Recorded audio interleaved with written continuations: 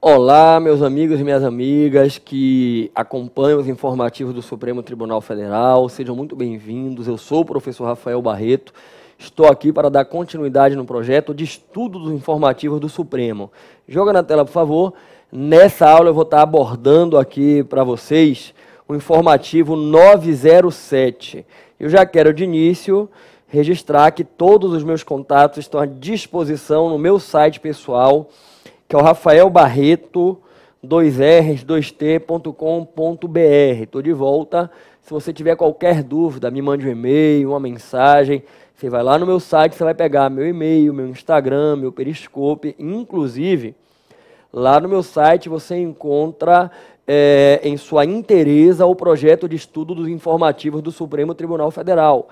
Se você está chegando agora nessa aula, na qual eu vou comentar o informativo 907, saiba que existem aulas para cada um dos informativos que antecederam a esse no ano de 2018 e também uma retrospectiva com os mais importantes julgamentos do ano de 2017. Se você quer se manter atualizado com a jurisprudência do Supremo, você não pode deixar de participar desse projeto. Bom, vamos na tela, informativo 907. Vamos começar a comentar. Embaixo, declaração, juiz de paz e remuneração. Está aqui. O plenário, por maioria, acolheu embaixo declaração para prestar esclarecimentos referentes a acórdão em que, em assentada anterior, declarou a inconstitucionalidade da expressão recolhidas à disposição do juiz de paz. Estou de volta com vocês. Nesse julgado aqui, eu não tenho o que querer destacar. Não há nada que me chame a atenção maior aqui para a gente ter que aprofundar. Mas vamos na tela, olha o julgado seguinte, direito constitucional, controle de constitucionalidade. Aqui tem alguns aspectos para a gente estudar. O plenário, por maioria, julgou parcialmente procedente o pedido formulado em ação direta de inconstitucionalidade para julgar prejudicada a ação em relação aos artigos tais da Constituição do Estado do Ceará, declarar a inconstitucionalidade de outros artigos. 3. Declarar a inconstitucionalidade da expressão procuradorias autárquicas, declarar a inconstitucionalidade da expressão das autarquias e das fundações. Estou de volta com vocês, gente. Uma ação direta de inconstitucionalidade que impugnou vários dispositivos da Constituição do Estado do Ceará. E aqui é um julgamento muito interessante, que tem vários aspectos para a gente destacar. Inclusive, tem uma questão que envolve a modificação do parâmetro constitucional de controle. Vamos jogar na tela aqui, ó, prestem atenção. De início, o tribunal registrou a revogação expressa dos artigos tais da Constituição Estadual, e aí com isso, ó, descaracterizou o substrato normativo confrontado com a Constituição Federal. Estou de volta. E aí ficou prejudicada a ADIM. Eu tinha uma ADIM impugnando atos normativos que deixaram de existir. A ADIM ficou prejudicada nessa parte. Vamos voltar na tela. Outrosim ocorreu exaurimento dos efeitos da regra prevista no artigo tal da DCT. Estou de volta. Ó.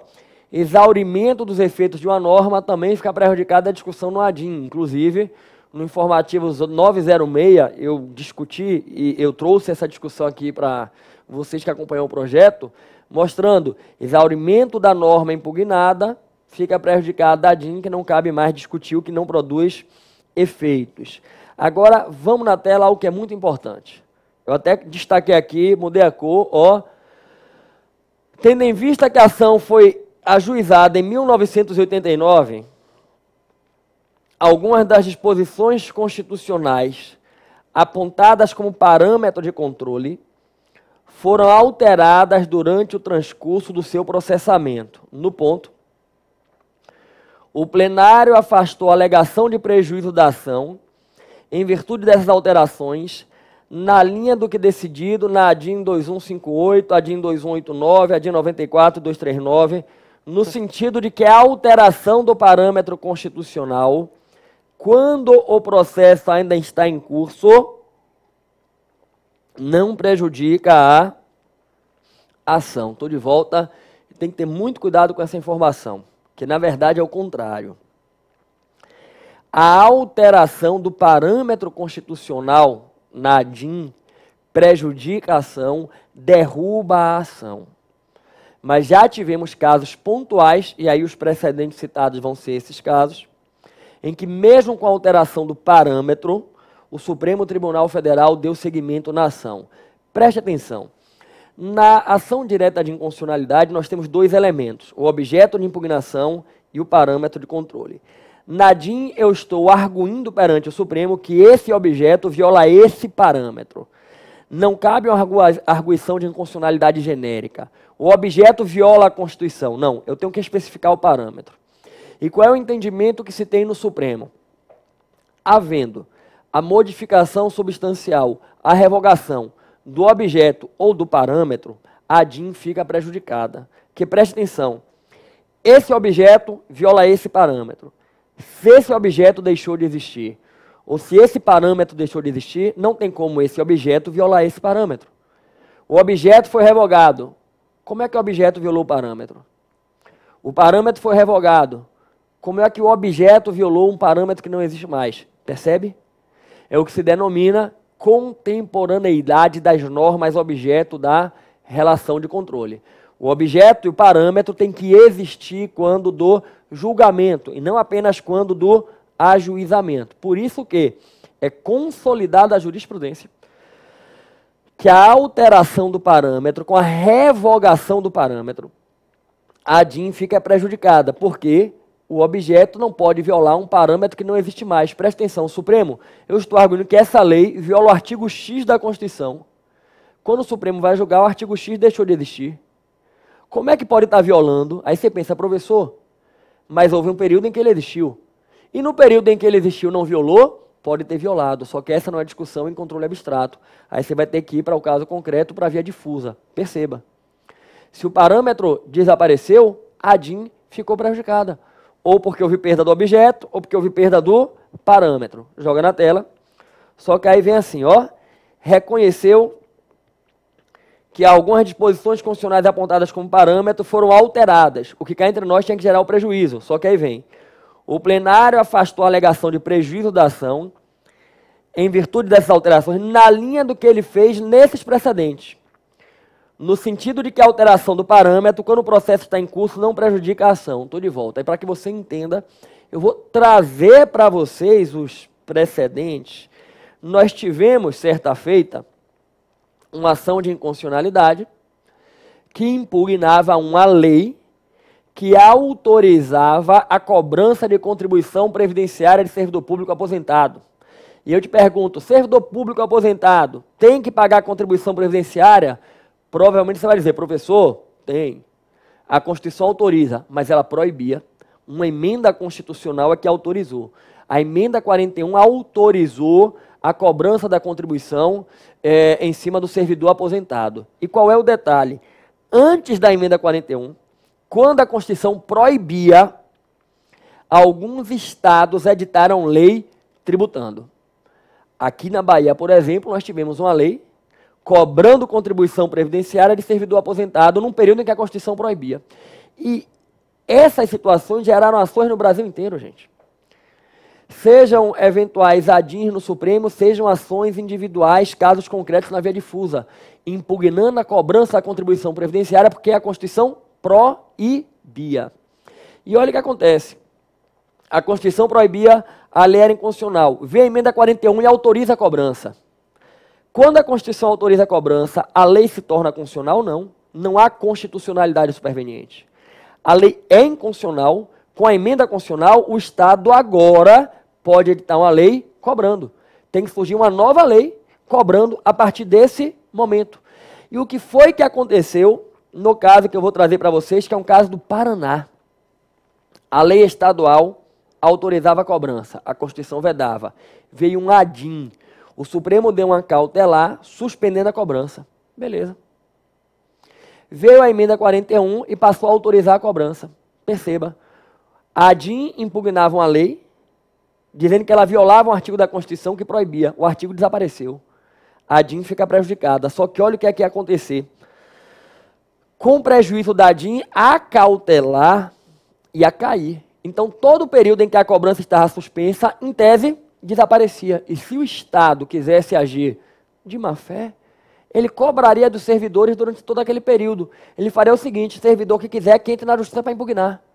E aí o Supremo, por uma questão pragmática, pragmatismo judiciário, fez o quê? Disse: olha, houve alteração do parâmetro, mas a gente vai julgar. Por uma questão de pragmatismo, vamos seguir o julgamento. Vamos na tela, ó, tá aqui. Julgado que foi noticiado no informativo 600. Ó, 2010, informativo 600, está aqui. Contribuição previdenciária de inativo e pensionista e mudança de paradigma. O tribunal, em apreciação conjunta de duas ações diretas, julgou por maioria procedente em parte o pedido formulado na ADIM 2158 e por unanimidade o NADIM 2198, propostas pela Associação dos Magistrados e pelo Procurador-Geral para declarar a inconstitucionalidade de expressões e dispositivos constantes da Lei Tal do Paraná. A lei prevê a incidência de contribuição previdenciária sobre os proventos de servidores inativos e pensionistas no âmbito daquela unidade federativa. Inicialmente, em votação majoritária, rejeitou-se a preliminar de prejudicialidade das ações em face da alteração substancial do parâmetro de controle operado pela emenda 41, a qual, ao contrário do que estava na Constituição, na redação da emenda 20, em vigor à época da edição da lei impugnada, admite expressamente a incidência da contribuição previdenciária sobre os proventos dos inativos. Bom, salientou-se que, no caso, apesar de até hoje não ter sido cobrada a contribuição naquele estado, uma vez que a lei foi suspensa com a concessão das cautelares pela Corte nessas duas ADIMs, a norma não fora revogada permanecendo no mundo jurídico. Tendo isso em conta, asseverou-se que, se o Supremo aplicasse a sua jurisprudência tradicional no sentido do prejuízo das ações, revogar-se-iam em consequência as medidas cautelares. E aí a lei estadual, apesar de ser inconstitucional, tornaria a produzir os seus efeitos à luz do regramento da emenda 41, a qual lhe conferiria uma aparência de validade. Aduziu-se na linha do precedente que esse inconveniente poderia ser evitado com a excepcional admissão do exame de mérito. Estou de volta, percebam.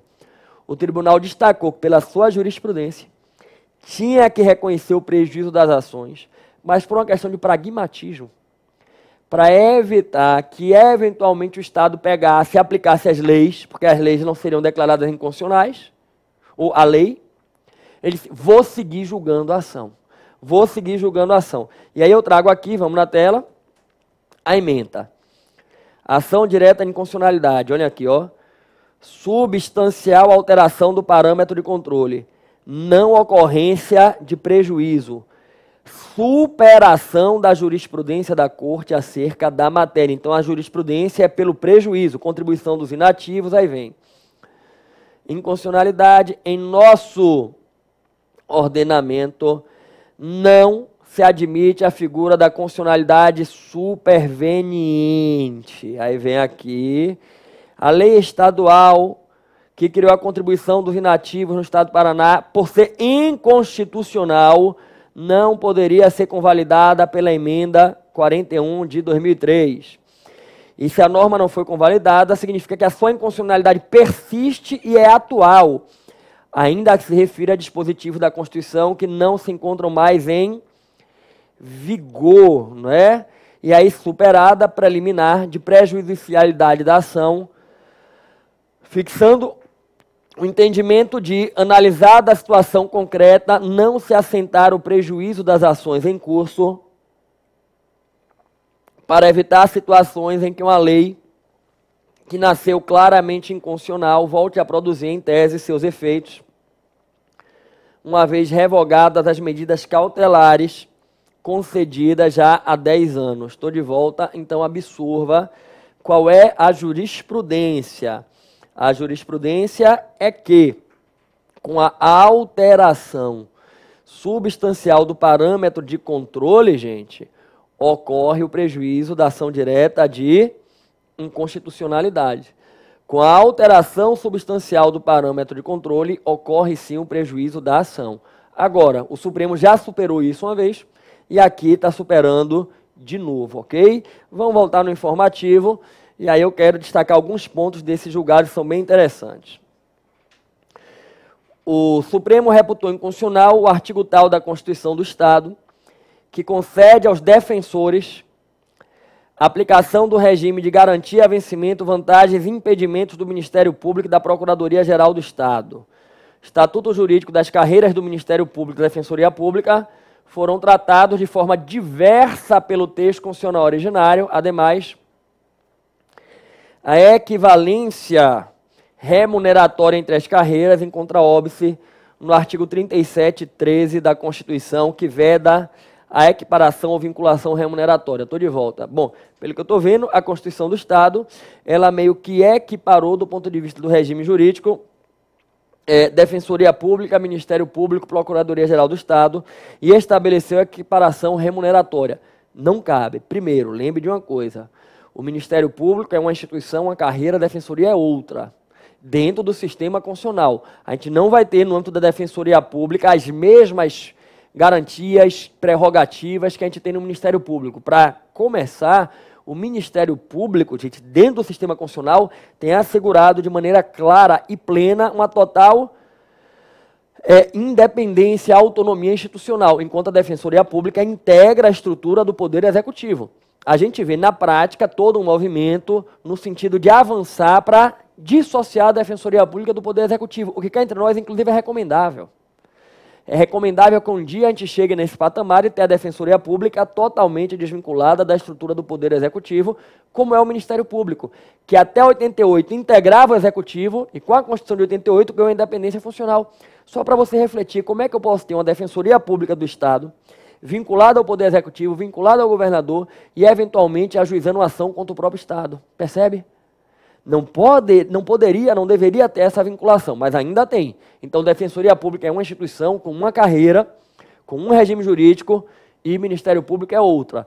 E não cabe também essa vinculação remuneratória. A Constituição proíbe, gente, a vinculação de padrões remuneratórios no artigo 37.13, porque, do contrário, o aumento de remuneração de uma específica carreira ia gerar um efeito cascata, aumentando também uma outra, e é isso que não se quer admitir. Vamos voltar aqui, tem outra coisa para eu destacar. Reconheceu a inconstitucionalidade do artigo tal,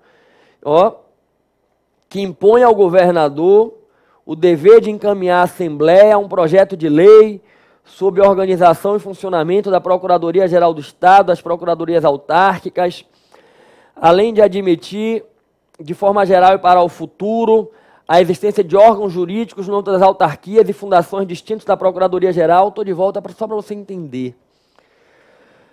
A Constituição do Ceará, ela instituiu, para além da Procuradoria-Geral do Estado, que é quem faz a consultoria do Poder Executivo, Procuradoria Autárquica e outros órgãos jurídicos no âmbito da consultoria jurídica do Poder Executivo. Vamos voltar na tela.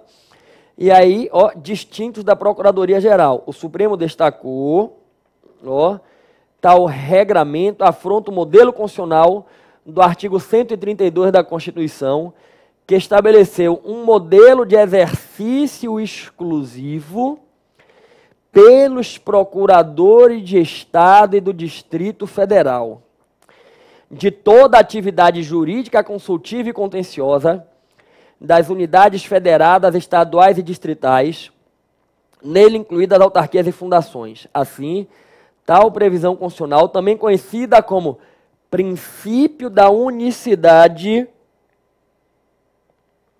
da representação judicial e da consultoria jurídica dos Estados e do Distrito Federal, estabelece a competência funcional exclusiva da Procuradoria-Geral do Estado. Não se permite a criação de órgãos jurídicos distintos da Procuradoria-Geral do Estado. Estou de volta para você entender. O que é que o Supremo está afirmando aqui, decidindo?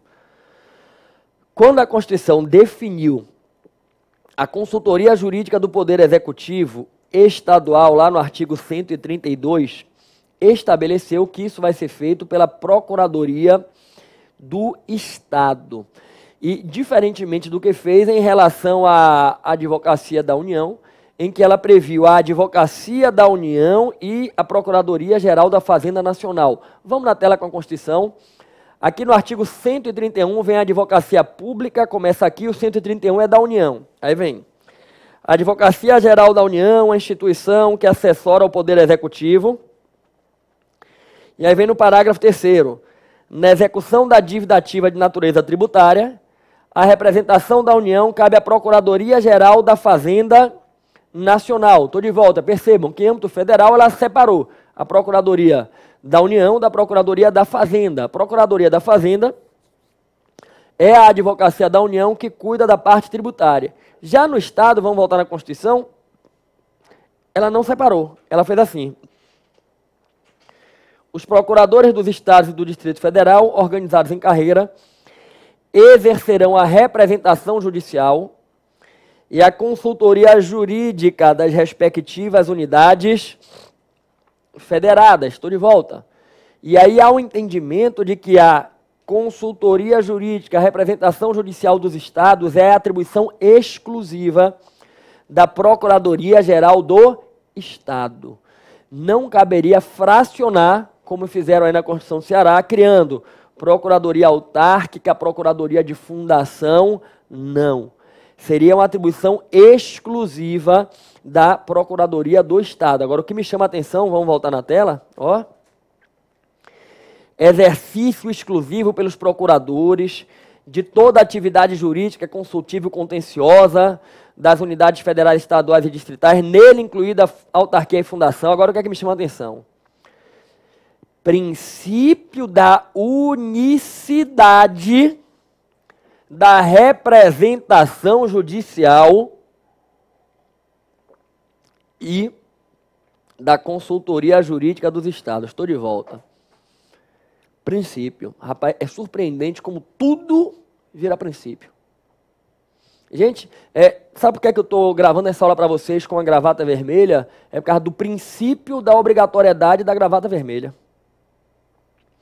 Eu acho que para a próxima aula eu vou deixar a barba crescer um pouco, pelo princípio da obrigatoriedade de intercalar a aula com barba feita, aula sem barba. Sabe por que você está assistindo essa aula? Pelo princípio do seu dever de estudar os informativos. É surreal isso que a gente vê hoje em dia no Brasil. Tudo princípio, princípio. A Constituição estabelece que a consultoria jurídica deve ser feita pela Procuradoria do Estado. Mas daí a dizer que vamos na tela de novo, olha que nome porreta, isso aqui vai aparecer em prova. Discorra sobre o princípio da unicidade da representação judicial e da consultoria jurídica dos Estados e do Distrito Federal. Estou de volta. Eu não tenho dúvida que vai aparecer nas provas o princípio da unicidade da representação judicial da consultoria. Pelo amor de Deus, é uma regra, não é princípio nenhum. Uma regra segundo a qual a representação jurídica dos Estados e do DF é atribuição exclusiva da Procuradoria do Estado. Então, será que no âmbito da Advocacia da União tem um princípio da divisão funcional de atribuições entre a Advocacia da União e a Procuradoria da Fazenda? Pelo amor de Deus, né? Que época que a gente vive, que tudo no direito constitucional gera princípio, princípio, princípio, princípio. Fique atento, porque na sua prova vai aparecer princípio da unicidade da representação judicial e da consultoria jurídica, ok? Vamos voltar na tela. Vamos seguir. Quero chamar a atenção também aqui, ó.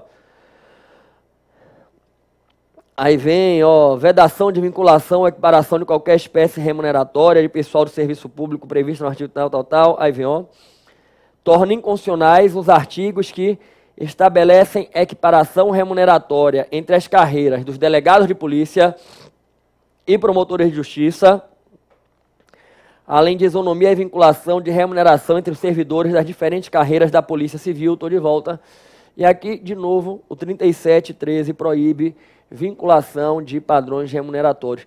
Eu não posso estabelecer que a remuneração dos delegados de polícia está equiparada com a dos promotores ou com de quem quer que seja. Eu até posso ter a mesma remuneração, mas cada um é objeto de lei própria. eu posso pagar X para os promotores e os mesmos X para os delegados, mas cada um com a sua lei. Você vincular implica o chamado efeito cascata. Ao dar um aumento para uma carreira, obrigatoriamente estou aumentando a outra, que é o que o 37.13 da Constituição proíbe, né? Proíbem. E tem mais um ponto aqui que é super importante nesse julgado do Ceará, joga na tela. São inconstitucionais os artigos tais da Constituição que tratam de remuneração e direitos de servidores públicos que, por não encontrarem similares na Constituição Federal, somente poderiam ser veiculados por meio de lei de iniciativa do chefe do Poder Executivo. Gente, estou de volta. Esse é um ponto que é muito comum a gente ver na vida real, que já é tese de repercussão geral do Supremo, inclusive. Presta atenção, é muito comum você pegar Constituição do Estado, Lei Orgânica de Município, e encontrar algumas disposições tratando de regime jurídico de servidor público. E não cabe. O que é que tem que integrar o regime jurídico do servidor? O que está na Constituição, lá no 39, e o que está em uma lei ordinária chamada Regime Jurídico do Servidor, cuja iniciativa é do chefe do Poder Executivo. Aí vamos lá. No município, para alterar o regime jurídico dos servidores, o prefeito tem que mandar um projeto de lei. Se o prefeito não mandar, não muda. Aí o que é que os vereadores fazem? Por uma emenda na lei orgânica, tratam do tema. No Estado, o governador não mandou um projeto de lei mudando nada do regime jurídico. Vêm os deputados estaduais e, por meio de uma emenda na Constituição do Estado, tratam do tema. Qual é a lógica? Olha, eu estou botando na Constituição do Estado, eu estou botando na lei orgânica, eu estou usando a lei orgânica, a Constituição do Estado, para usurpar a iniciativa do chefe do Executivo para o projeto de lei. E aí você tem uma inconstitucionalidade. Fique muito atento. Eu não posso usar a Constituição do Estado, nem lei orgânica, para usurpar a iniciativa do chefe do Executivo para apresentar o projeto de lei que dispõe sobre o regime jurídico dos servidores, ok? Provavelmente, se você pegar a lei orgânica do seu município, você vai encontrar algumas normas cuidando de regime jurídico de servidor. E se tiver qualquer coisa além do que está lá na Constituição Federal, saiba que é inconstitucional por usurpar a iniciativa do prefeito. Vamos seguir no informativo, vou jogar na tela, um julgamento aqui muito interessante. Guardas municipais e aposentadoria especial.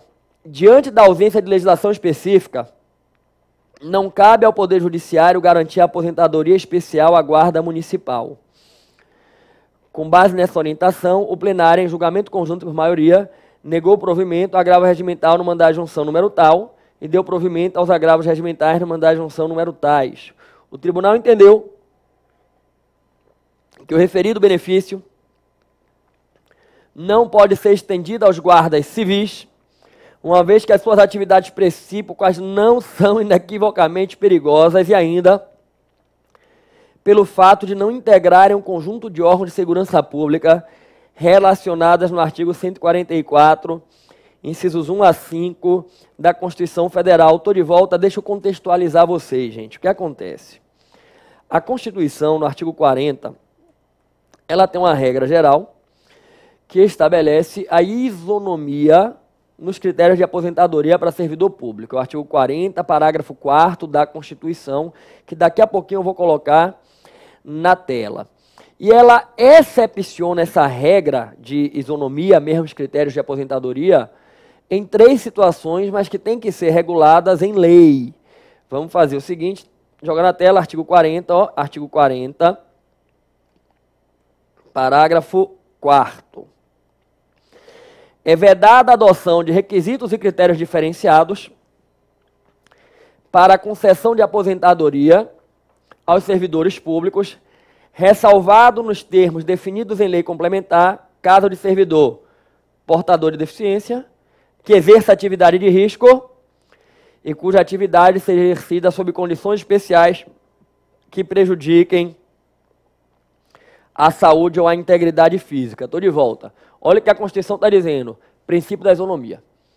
Qualquer que seja o servidor público, os critérios de aposentadoria são os mesmos. Porém, eu autorizo critérios diferentes, menos tempo de serviço, menos tempo de contribuição, portador de deficiência, quem exerce atividade de risco ou quem trabalha em ambiente prejudicial à saúde ou integridade física. Beleza. Quais seriam esses critérios diferentes? A lei vai definir. E como não tem essas leis, surgem os mandados de injunção. Inclusive, a mudança de jurisprudência sobre o mandado de injunção, o julgado em que o Supremo passou a entender que o mandado de injunção pode viabilizar o direito foi mandado de injunção 721, em 2007, envolvia isso aqui. Uma enfermeira alegava servidora pública, era uma enfermeira pública, exerce uma atividade que coloca a sua saúde em risco, pedia aposentadoria com base em critérios diferentes, o Supremo julgou procedente e viabilizou a aposentadoria daquela enfermeira com parâmetros diferentes. Na ausência de lei regulamentando, fez a aplicação por analogia de outras normas do ordenamento jurídico. E aí depois da enfermeira vem outros casos, engenheiro químico, policiais. Tivemos casos de policiais que pediram no Supremo, por via do mandado de injunção, aposentadoria com critérios diferenciados. E a gente vem agora, nesse julgado do informativo, e a gente vê guardas municipais. Guardas municipais. E o que é que me chama a atenção? Joga na tela. Primeiro, o Supremo disse que não cabe ao Judiciário garantir a aposentadoria especial à Guarda Municipal diante da ausência da legislação específica. Estou de volta. E me chama a atenção que, diante da ausência de legislação específica, o Supremo garantiu a aposentadoria especial a engenheiro químico, a policial, a enfermeira, autorizou greve ao servidor público. É exatamente por isso que tem o mandado de injunção. Diante da ausência da legislação que regulamenta o direito, vem o mandado de injunção e o Supremo, ao julgar, cria um parâmetro de integração da lacuna. Faz uma aplicação analógica. Então, realmente, me parece meio incongruente a afirmativa. E a gente vai ver depois ele dizendo que não poderia definir o que seria uma atividade de risco, que caberia ao legislador, porque ele está, ao meu modo de ver, esvaziando o mandado de injunção. E o que é que mais me chama a atenção? Vamos na tela, vamos voltar? Ó. O tribunal entendeu que o referido benefício não pode ser estendido aos guardas civis, uma vez que as suas atividades não são inequivocamente perigosas e pelo fato de não integrarem um conjunto de órgãos de segurança pública, a proximidade da atividade de guarda municipal com a segurança é inegável, porém, sua atuação é limitada, voltada à proteção do patrimônio municipal. Estou de volta, gente. Confesso a vocês que me surpreende dizer que a Guarda Municipal não exerce uma atividade inequivocamente perigosa, não integra a segurança pública porque é um órgão de proteção do patrimônio. Isso aqui me causa uma surpresa, né? Vamos na Constituição, na parte de segurança pública, o 144, joga na tela. Realmente, quando começa aqui, ó, segurança pública é para a preservação da ordem pública e incolumidade das pessoas e patrimônio, só aparece Polícia Federal, Rodoviária Federal, Ferroviária Federal, Civil, Militar e Corpo de Bombeiro Militar. E no parágrafo 8º prevê que é facultado aos municípios, ó, os municípios podem constituir guarda municipal destinada à proteção dos bens, serviços e instalações. Estou de volta. Realmente, a Guarda Municipal não aparece nos incisos como órgão de segurança, porque eles não têm existência obrigatória. Os municípios podem criar a Guarda Municipal, mas é o meu humilde entendimento. Se você cria uma Guarda Municipal, ela está dentro da estrutura da segurança pública. Está aqui na Constituição, dentro da estrutura da segurança pública. Não apareceu relacionado nos incisos 1 a 5, porque não é órgão de existência obrigatória. É bem verdade que a Guarda Municipal é, como está no texto, polícia de patrimônio. Inclusive, aqui é um ponto em que o sistema constitucional, ao meu humilde entendimento, tem uma falha grave. Porque onde é que a gente vive o problema da segurança pública? É no Brasil, no estado ou na sua cidade, no seu município? No município.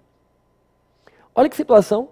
O problema da segurança, efetivamente, é dentro do município, mas o prefeito, que é o comandante da administração pública municipal, não tem órgão de segurança pública para preservar a segurança das pessoas. E ó, só para você visualizar, vamos imaginar que vai ter um grande evento aí no seu município. Por exemplo, ó, festejo de São João, festejo de Carnaval, aniversário da cidade. E é um festejo daqueles ó, que realmente a praça pública fica muito cheia, vem gente de toda a região, vão ter 200 mil pessoas na praça. Tem que ter segurança pública. Depende de quem? Da Polícia Militar, órgão do Estado, tem que pedir ao governador que desloque o efetivo maior da Polícia Militar. Aí o governador é de um partido político, oposição ao do prefeito. Inclusive, ano eleitoral, né? Ó, o governador já viu que esse prefeito está fazendo campanha contra ele, disse, quer saber? Não vou mandar não. Ele que se vire. Aí olha que loucura. Você vai fazer um evento desse porte e o prefeito não tem como garantir a segurança das pessoas na rua, porque depende do governador mandar o efetivo da Polícia Militar. O que mostra uma falha do sistema constitucional. Os municípios têm que ter o seu órgão de segurança pública, sim. A realidade nos mostra. E aí o que é que acontece na vida real? Em vários municípios, criam a Guarda Municipal, que pela Constituição é só para fazer polícia de patrimônio, mas na vida real termina atuando como órgão de segurança pública, assim, inclusive mediante o quê? Cooperação com a Polícia Militar do Estado. É muito comum haver essa cooperação entre Estado e município em matéria de segurança pública, inclusive uma lei muito recente, de 2018, que criou o Sistema Único de Segurança Pública, elenca a Guarda Municipal, elenca a Guarda Municipal como, né, integrante, por assim dizer, desse Sistema Único de Segurança Pública. E, com todo respeito à decisão do Supremo, ao meu humilde entendimento, basta olhar para a vida real, para ver segurança, Guarda Municipal atuando, para ver que é atividade perigosa, sim, é atividade de risco. Mas, vamos jogar na tela. Aí, olha só. Conceder esse benefício por via judicial não seria prudente, pois abriria margem reivindicatória a diversas outras classes profissionais, que, assim como os guardas municipais, lidam com risco diariamente. As demais, cabe ao legislador e não ao judiciário classificar as atividades profissionais como sendo ou não de risco para fins de aposentadoria especial. Estou de volta com você. Tá aí. Cabe ao legislador definir o que é atividade de risco. Então, por que é que ele aposentou? Policial, engenheiro químico, né? Enfim, mas está aí a decisão. Vamos pegar o próximo julgado, importantíssimo, joga na tela, direito penal, acordo de colaboração premiada e delegado de polícia, onde o Supremo reconheceu a constitucionalidade de dispositivos legais que definem a organização criminosa, dispõem sobre investigação criminal, meio de obtenção de prova, infração penal correlata e procedimento criminal. E esse aqui é o grande ponto.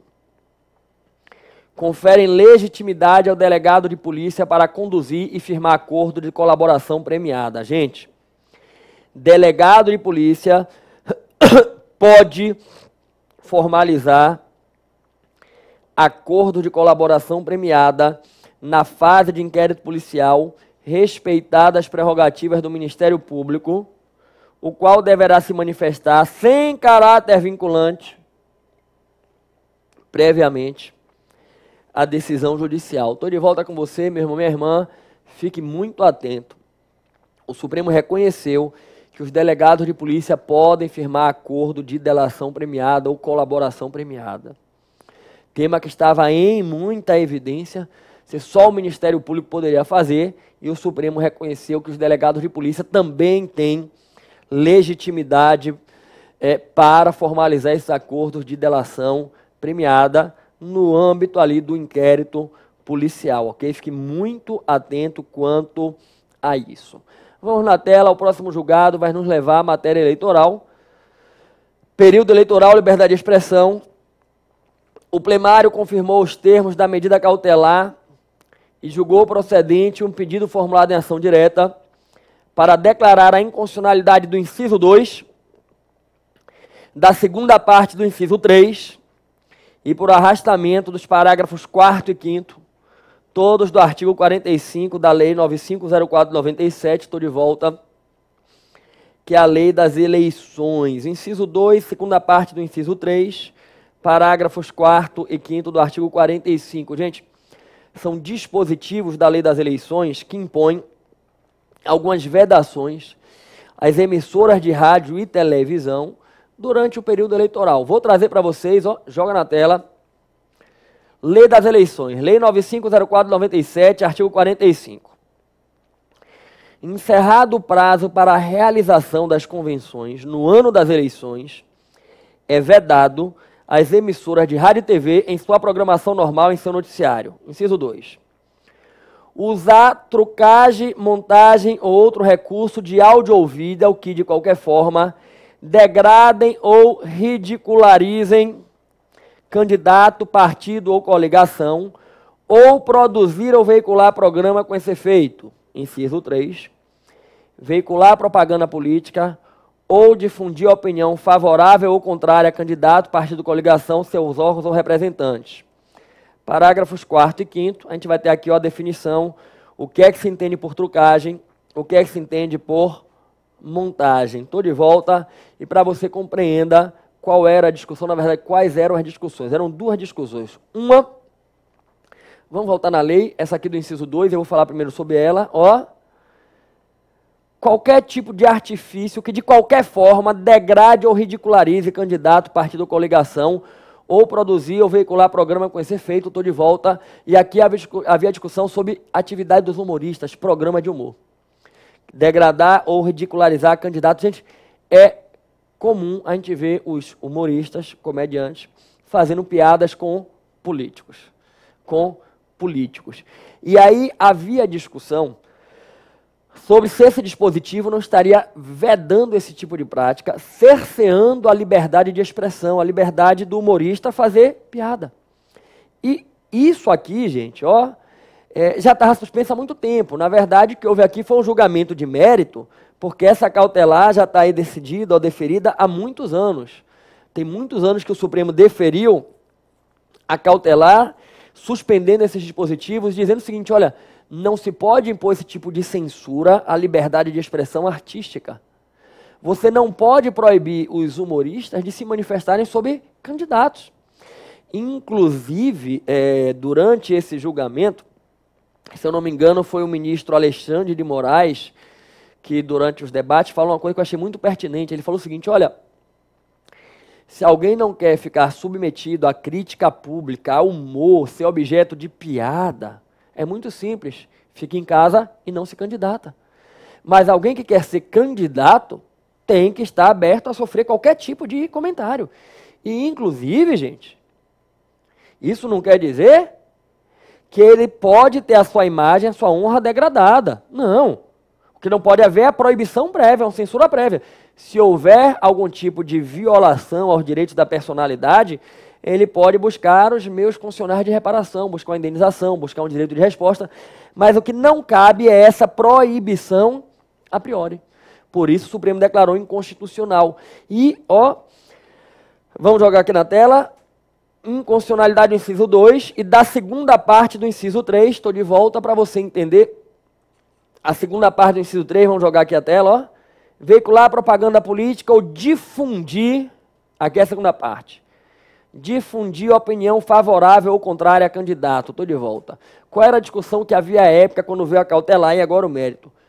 Havia uma discussão sobre se as emissoras poderiam mencionar o nome de candidatos, falar sobre candidato. Eu, inclusive, algumas vezes, eu já ouvi na rádio, um apresentador no programa, alguém perguntava sobre um candidato tal, ele dizia, ó, não posso falar sobre o nome de nenhum candidato aqui, porque a lei proíbe. E não é isso. O que a lei proíbe é você fazer campanha contra ou a favor. Eu não posso difundir uma opinião que é favorável ou que é contrária a um determinado candidato, mas comentar um fato, por exemplo, temos governadores de estado candidatos à reeleição em 2018. Na Bahia, por exemplo, o atual governador é provavelmente o candidato do seu partido à reeleição. Inclusive, pelo que se comenta, tem chances enormes de ganhar a eleição. É o favorito disparado na Bahia. Aí vamos imaginar, o governador do seu estado, candidato à reeleição, ele pega e, enquanto governador, adota uma medida totalmente equivocada, drástica. Uma medida inadequada, que gera um gravame social, um prejuízo para boa parte da população. Aí, emissora de rádio e televisão, o apresentador de jornal não pode dizer, e hoje o governador adotou uma medida que causou um prejuízo enorme à população. A medida se afigura inadequada? Claro que pode. Como poderia também comentar que o governador do estado adotou uma medida que trouxe um benefício social muito grande. O que não pode é fazer o quê? Campanha. É isso que não pode. Joga na tela, ó. Não pode é difundir opinião favorável ou contrária, estou de volta, no intuito de campanha eleitoral, de certame eleitoral, ok? Vamos voltar na tela com o informativo, vamos seguir. Então tá aí esse informativo muito importante, esse julgado em matéria eleitoral. E aí olha que coisa interessante, aí o Supremo vem aqui destacando essa questão da censura prévia, né? Ó, a censura prévia, Aí vem, ó, destaquei isso aqui. O funcionamento eficaz da democracia representativa exige absoluto respeito à ampla liberdade de expressão, proporcionando a liberdade de opinião, criação artística, proliferação de informações, circulação de ideias, de modo a garantir os diversos e antagônicos discursos.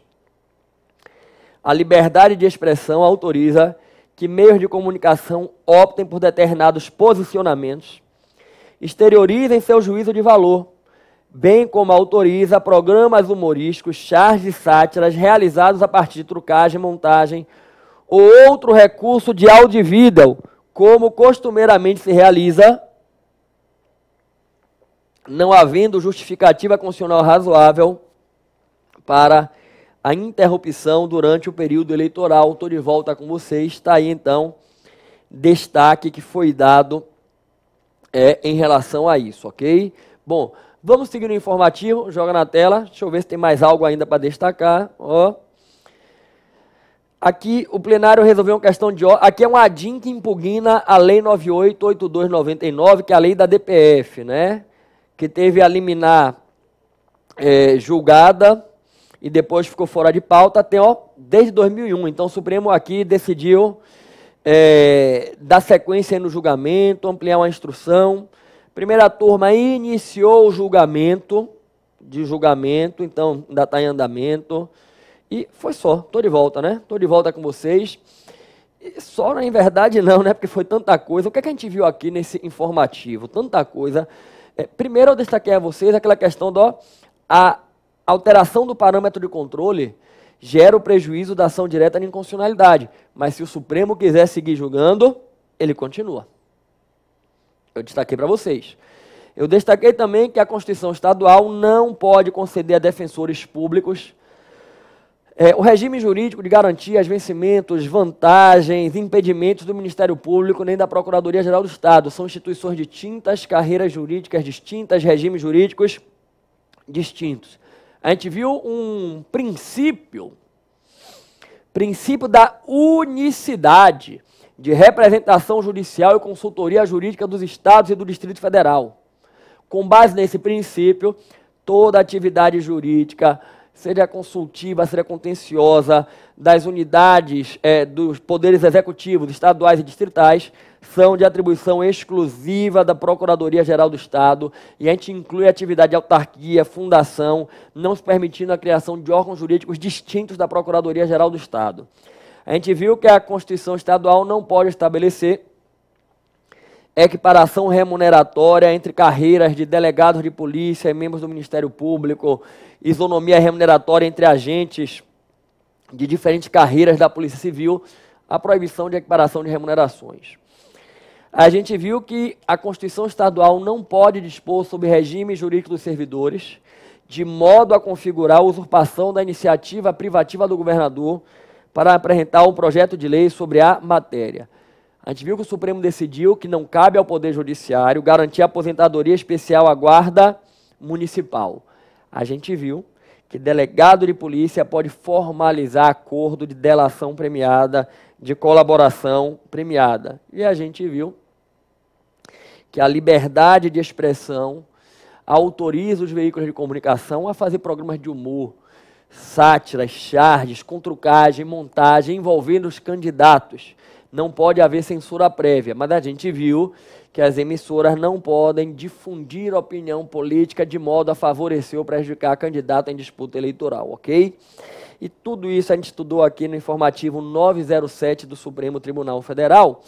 Eu queria já lhe deixar convidado para assistir a nossa próxima aula, na qual eu vou comentar o informativo 908 do Supremo Tribunal Federal.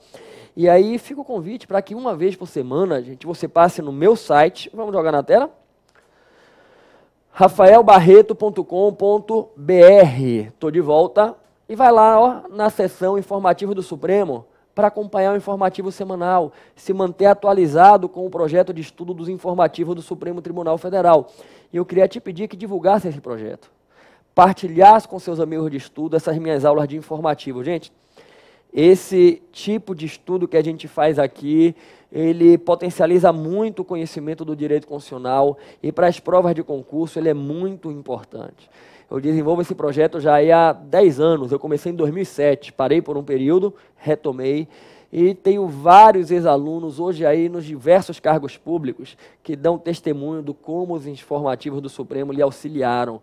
E eu lhe peço, me ajude a ajudar as pessoas. Basta que você divulgue, olha, vem participar do projeto. Eu tenho alunos que inclusive já fazem o registro. Professor, não me preocupo mais com o informativo do Supremo. Espero a sua aula, pego o informativo, dou uma lida rápida e vou para a sua aula, fico assistindo a aula com o informativo, fazendo as minhas anotações. Então, se você puder, me ajude nisso aí, ok? No mais, gente, muito obrigado por estarem aqui estudando comigo.